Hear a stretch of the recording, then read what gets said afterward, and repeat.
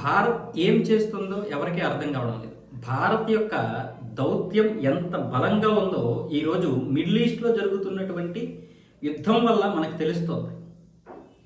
ఎందుకంటే ఇక్కడ ఇరాన్‌కి, అమెరికాకి, ఇజ్రాయెల్‌కి ఎక్కడా కూడా భారత్ శత్రుత్వంగా లేదు. ఇప్పుడు ఈ 3 దేశాలతో స్నేహంగానే ఉంది. దౌత్యపరంగా బలంగా ఉంది. అయితే ఇరాన్ ఎక్కడైతే దాడులు చేస్తుందో వాటిని ఖండించగలుగుతుంది. అలాగే ఇజ్రాయెల్ చేస్తున్నటువంటి దాడుల్ని, అమెరికా చేస్తున్నటువంటి దాడులు కూడా ఖండిస్తోంది. ఐక్యరాజ్య సమితిలో గల్ఫ్ దేశాలకి సపోర్ట్గా కూడా వాళ్ళ యొక్క తీర్మానానికి ఓటేసింది సపోర్ట్. అయినా సరే హార్మోజ్ జలసంధి నుంచి నౌకలు వస్తున్నాయి. మరి ఎక్కడ అంటే దౌత్యపరంగా ఎలాంటి బలమైనటువంటి వ్యవస్థను ఏర్పాటు చేసిందో చూసుకోవాలి మనం. ఇదే ఈరోజు భారతదేశాన్ని చూసి ప్రపంచ దేశాలు ఆశ్చర్యపోతున్నాయి. ఇప్పటికీ 7 నౌకలు మన దేశం అయితే చేరుకున్నాయి. పోనీ ఇది పక్కన పెడితే ఇప్పుడు చైనాకి వెళ్లాల్సినటువంటి రష్యా నౌకలు కూడా భారతదేశం వైపు ఎలా వస్తున్నాయి? చైనాకి వెళ్లాల్సినటువంటి అంటే ఇంకా లోడ్ కాకపోయి ఉంటే చైనాకి ఇవ్వాల్సినటువంటి చమురుని మనం తీసుకొచ్చామంటే ఓకే, అది ఒక విధంగా పర్వాలేదు.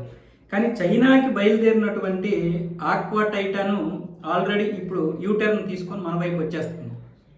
యూటర్న్ అంటే లెఫ్ట్ తీసుకొని మన వైపు వచ్చేసింది. స్ట్రైట్గా వెళ్ళాల్సినటువంటి నౌక లెఫ్ట్కి తీసుకొని కర్ణాటక పోర్ట్కి వచ్చేస్తుంది ఆక్వా టైటాన్.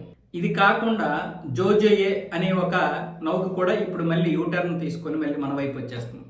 అది కూడా రష్యా నుంచి చైనాకి వెళ్లాల్సినటువంటిది.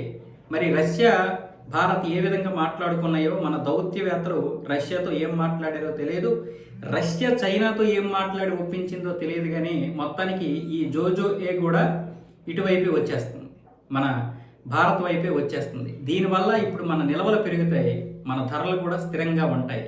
ఈ దౌత్యాన్ని చూసి ఆశ్చర్యపోతున్నారు చాలామంది. కాకపోతే ఇక్కడ చైనా ఏదో పనికిరాని దేశమనో లేకపోతే చైనా దగ్గర మనం పెద్ద తోపులమని నేను చెప్పడం లేదు. ఇక్కడ చైనాని తీసుకురాకండి, రష్యా మాత్రమే.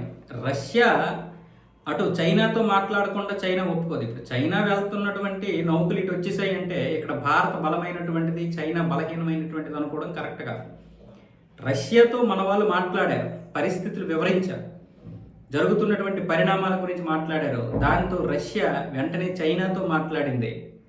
ఆ చైనా కూడా ఇంకా అప్పటికి అడ్వాన్స్ల విషయంలో మొదటి నౌక ఏదైతే ఉందో ఆక్వా టైటాన్ విషయంలో ఏదో డబ్బులు అడ్వాన్స్ విషయంలో రష్యాకి డబ్బులు వెంటనే కావాల్సి వస్తే మన వాళ్ళు ప్రైవేట్ సంస్థల నుంచి డబ్బులు ఏర్పాటు చేశారు.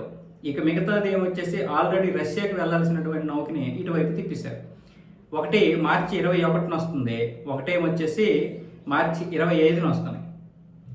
గ్యాస్ విషయంలో కూడా ఇప్పుడు మనకి మరో 2 ట్యాంకులు వస్తున్నాయి. ఆల్రెడీ నందాదేవ్ వచ్చింది, శివాలిక్ వచ్చేసింది, మరొక 2 నౌకలు కూడా రాబోతున్నాయి. అంటే భారత దౌత్యవేత్త ఎక్కడ ఇంత బలంగా తయారైపోయింది ఈ 10 సంవత్సరాల్లో? నరేంద్ర మోదీ ఆ దేశం తిరుగుతాడు, ఈ దేశం తిరుగుతాడు, ఎప్పుడు తిరగడమే అన్నారు కదా. మరి ఈ రోజు ఆ తిరగడం వల్ల జరిగినటువంటి లాభాలు ఎవడైనా మాట్లాడుతున్నాడా? ఎప్పుడు భారతదేశం దొరుకుతుందా అని పార్లమెంట్లో, రాజ్యసభలో, మీడియా ముందు ఉదరగొట్టేద్దాం, భారత్ని కించపరిచేద్దాం అన్న విధంగా తప్ప ఇలాంటివి ఎవడో కూడా పట్టించుకోడు, మాట్లాడితే మళ్ళీ బీజేపీకి ఇది మైలేజ్ వచ్చేస్తుంది, మైలేజ్ పెరిగిపోతుంది. మీరే కదా ఇప్పటి వరకు దౌత్యంగా ఎందుకు తిరుగుతున్నాడు, ఏం సాధించాడు, ఏం సంపాదించాడు? మిడిల్ ఈస్ట్లో ఈరోజు భారతదేశం ఎవరికి శత్రువుగా మారలేదు, తన యొక్క వైఖరిని కూడా నిరభ్యంతరంగా ప్రకటించింది ఐక్యరాజ్య సమితిలో, తటస్థంగా లేదు. రష్యా చైనాలో ఇరాన్కి స్పష్టమైనటువంటి సపోర్ట్ చేసేది కాబట్టి అవి ఓటింగ్కి రాలేదు. కానీ భారత్ ఓటింగ్కి వెళ్ళింది, ఇరాన్కి వ్యతిరేకంగా ఓటేసింది. కానీ ఇరాన్లో ఉన్నటువంటి హార్మోజ్ జలసంధిను తన నౌకల్ని తీసుకురాగలిగింది.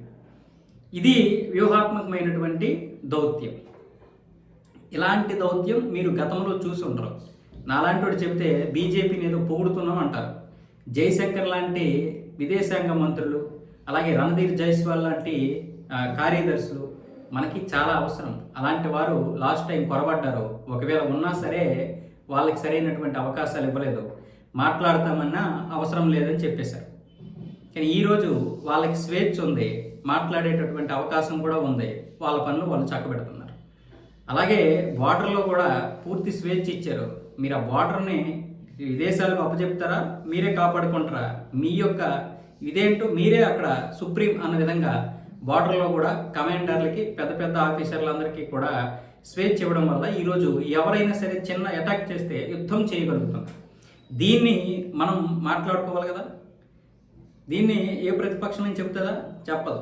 ప్రజలైనా తెలుసుకోవాలి కదా. పోనీ ఆ 2 చైనా నౌకలు రష్యా మనకు పంపిస్తుందా లేదన్నది ఇదైతే అబద్ధం కాదు కదా. ఇదేమి ఇలాంటివి అబద్ధాలు అవ్వవు కదా. నేను చెప్పినంత మాత్రాన లేకపోతే ఇంకొకరు ఎవరైనా చెప్పినంత మాత్రాన అవి అబద్ధాలు నిజాలు అయిపోవు. నిజాలు కాబట్టే చెప్పగలుగుతున్నాం. ఇలాంటివన్నీ కూడా చాలా వరకు ప్రతిపక్షాలనే కాదు, ప్రజలు కూడా తెలుసుకోలేరు, ఏదేదో మాట్లాడేస్తూ ఉంటారు.